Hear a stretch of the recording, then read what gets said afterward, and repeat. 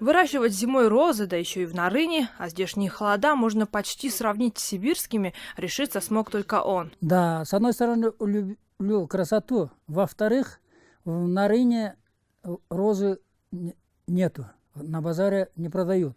Сеют в регионе обычно картошку и пшеницу, тут и теплицы-то редкость, а если их строят, то сажают огурцы, реже помидоры. Поэтому фермера соседи считают романтиком. Но это и правда. Цветы жене Калайкул дарит каждый день.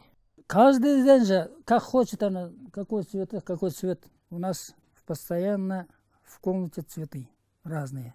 Влюбленным скидка, студентам можно вообще задешево отдать. Каждый клиент выбирает розы сам, прямо с грядки. Создавать красоту, говорит бывший бухгалтер, приятно, а еще приятнее ее дарить. Одно удовольствие. Это все свое, мое.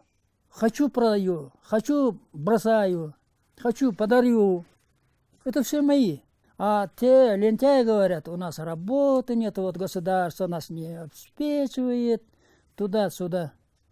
Кому сейчас рыночная экономика сейчас? Надо работать, надо думать, чем надо заняться. Назвать Калайкула дедушкой язык не поворачивается, хотя на пенсии фермер 10-й год. Из-за суровых условий высокогорья на заслуженный отдых жители Нарына выходят на несколько лет раньше. Некоторые хотят, чтобы на пенсионном возрасте лежать дома, делать нечего, отдыхать. Я на это не привык. Я с детства привык работать. Вот у меня какое... Дай Бог здоровья, сейчас у меня 65 лет.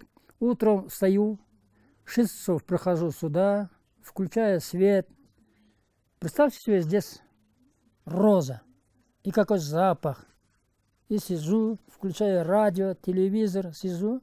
Проработав в теплице, Калайкул кормит скотину, а потом вместе с внуком идет к своим любимцам. Кролики в Нарыне тоже редкость. Всем, кто интересуется его бизнесом, Аксакал дает советы. Надеется, что кто-нибудь еще переймет его опыт. Джубек Бегалиева, Азат Интумаков. В настоящее время. Нарынская область, Кыргызстан.